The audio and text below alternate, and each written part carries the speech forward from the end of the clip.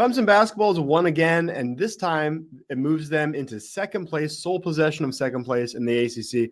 Want to talk about that? I really just dive into this Clemson basketball team for a couple minutes. Don't have a whole lot. I don't have any graphics or a whole written script here to talk through. I just want to banter a bit about Clemson basketball and what is a historically good start for Clemson. They're now 10-1. They were on the CW today. Got a 10-point road win over NC State. Just ho-hum, just go on the road, beat teams you're better than. And then right after that, Georgia Tech at home in Atlanta, where Clemson's already won. They outplayed Louisville. They got a 7-point win there, and that gives Louisville 2 losses. They lost to Duke, and they lost to Georgia Tech now. Clemson only the 1 loss on the road at Louisville, so Clemson is now in sole possession of second place.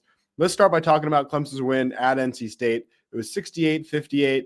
Clemson won both halves. Clemson was really good all around. They're very good defensively. A little cold shooting. They were 6 for 17 from 3, with kind of a lot of those coming late. So they end up shooting 35%, but for much of the game it was worse than that. Chauncey Wiggins was good again, and that's been the story since the calendar turned to 2025. He's had double digits in 6 of 9 games. Clemson pretty much never loses when he puts up double digits. The one time they've lost in 2025 was to Louisville, and that was one of the few games he only had 8 points in that one.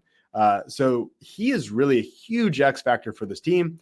So he was 4 for 8 with a 3-pointer, 2 free throws, only 1 foul, no turnovers. He's not a great rebounder for 6'10". That's the one flaw he does consistently have. He had no rebounds in this contest. He's a little slim, probably could stand to pack on some muscle for next season, but he's got a great mid-range game. He can knock down threes. His 3-point shot has really improved. I'm going to see how much it's improved here. Let's see. He's shooting nearly 41%, 0.408 this year. Last year, he was only 34.9%. So, 5 percentage point jump is pretty significant. Not quite as ridiculous as Chase Hunter, who only shot 31% last year, which was pretty poor. You really don't want volume on that percentage, and he's up to nearly 45%. That is a almost unrealistic jump for Chase Hunter. But Wiggins really improved as a shooter. He had that mid-range game before, but I think he's a little bit more prone to use it. Still not a great rebounder, but overall he's been really valuable. And I think he's the type of guy, when he's playing well, this team is tough to beat.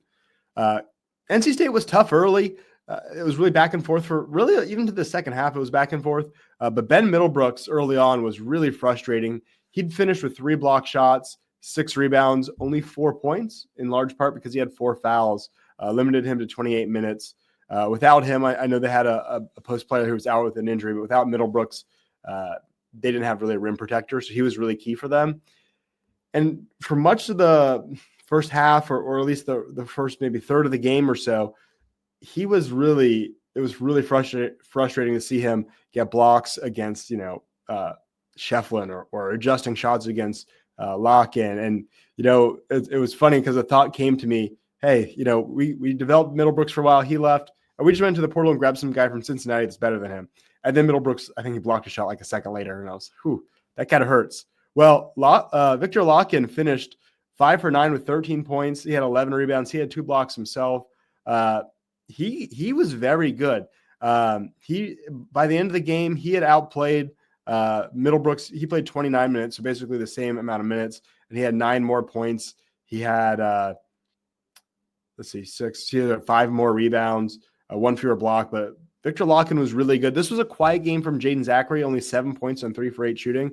But the offense he gives you is a bonus. I mean, he's like Jack Clark was last year, so good defensively, but Jaden Zachary's not a negative offensively. He's actually a pretty good plus.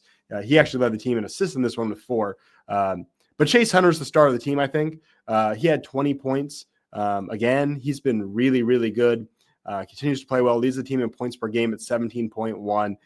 Last couple games, he went off for 20, 23, and 20 with 1 2-point game wedged in there, which was last Saturday at Virginia Tech. But he had the flu. He only played 10 minutes. So I almost discount that. In the last 3 games where he started, 20, 23, and 20. So averaging 21 points over his last 3. Before that was the last game against Georgia Tech, We had 14 points. And that was in Atlanta. And now Georgia Tech's going to come back. We'll talk about that in just a second. Last few thoughts on this NC State game. You knew it was going to be tough after you watched them go toe-to-toe with Duke and outplay them for the first half, and then going, what was it, a 7-minute scoring drought, and then they couldn't quite get back in it against Duke. Well, they came out battling again. Their season's pretty much over. They're going to have to fight just to make the conference tournament at this point. Only 15 teams make only 15 teams make the ACC tournament now, which I like because they chose not to expand it when they added the 3 new teams. So it's just a 15. So the bottom feeders will not make the conference tournament. NC State kind of on the outside looking in, maybe a little desperation. I guess a lot of teams, a lot of cultures probably would have given up. So good for them for battling. But Clemson's the better team. They go on the road, secure a 10-point win. It's just a really mature veteran team. I think this is a special team. It's going to be tough in the future. We'll see what happens with revenue sharing. Dabo Swinney sort of bragged about how much is going to be dedicated to football. If that's coming off of sports that, frankly, I don't watch, then that's great. But if it undermines our basketball team and schools like UNC are dedicating a way bigger proportion to basketball, and Duke is dedicating way more to basketball, and UConn's dedicating way more to basketball, and Clemson basketball falls behind, it's going to be tough. I don't know how that'll affect it. So with probably 4 starters leaving after this year and revenue sharing starting, let's enjoy this. This is sort of peak Brad Brownell. This could be the best 2 consecutive years he's had. Could be the best 2 consecutive years Clemson basketball has ever had. So definitely taking this in. So great win there. Like I said, meanwhile, Georgia Tech in Atlanta beats Louisville 77-70. And so let's talk about Clemson's upcoming game against Georgia Tech. So Georgia Tech is 10-12, 4-7 in the conference now with this win. And I was really high on Georgia Tech coming into the season. I thought that bringing back Nathan George, who's a great distributor, and bringing back Bay Dongo, who's a big guy in the post who can rebound and block shots, was going to go a long way. And those were 2 guys who were freshmen, rising sophomores, and they haven't progressed like I thought, like probably a lot of people thought. But in this game, Nathan George goes off for 15 points, 9 assists, while Dongo goes off for 12 points, 11 rebounds. And that's going to be a recipe for them. Those 2 have to play well. Nathan George, of course, was the guy who got hot late against Clemson in Clemson last year and helped them complete a crazy final minute comeback to beat Clemson. So we'll have to hope he doesn't do that again. But his last 2 games have been pretty sharp. He had 20 points in the prior game, along with 5 assists in a road loss at Notre Dame. But Nathan George is obviously their point guard from Toronto. He's a guy to watch. And then Bay Dongo, 6'9" from the Senegal. Thought he was very, very good last year. He's been playing a bit better too. Unfortunately, they seem to be coming around this time.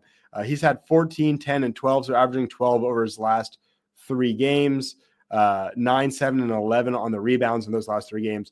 So they got them going. And then the thing that helped Clemson last time was Lance Terry, their best scorer, was out.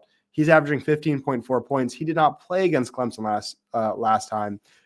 He had 23 against Louisville. He was quiet against Notre Dame with only 7, but 23 at Florida State. Before that, that's a guy they can't let get going. He's a really good scorer for them. So now they've got that trio.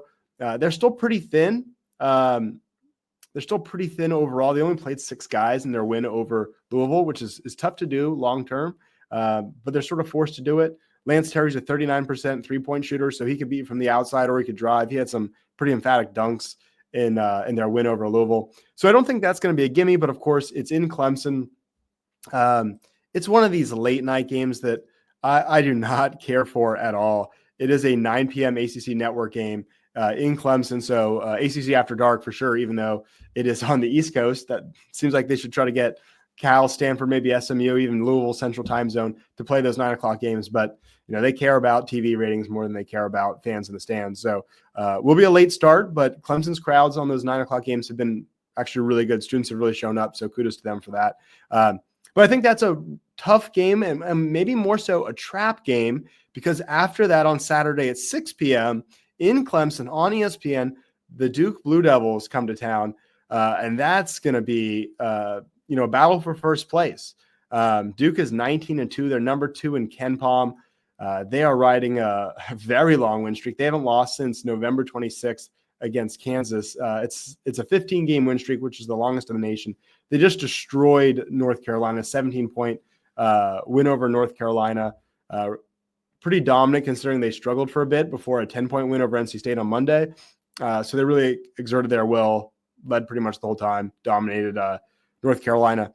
They are the number 5 most efficient offense. I watched that NC State game, and I wasn't blown away by Duke's offense, but I was blown away by their defense, which is ranked 3rd.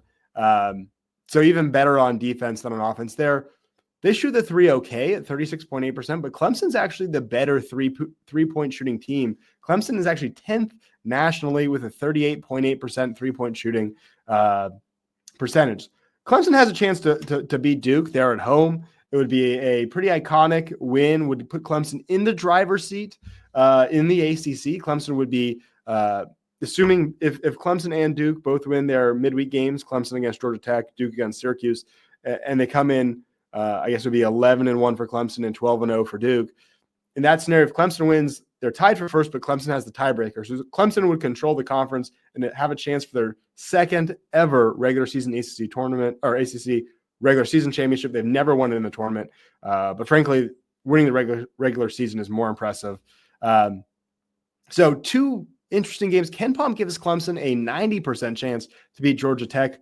I think that's a little lofty given Georgia Tech coming off a big win. They're healthy.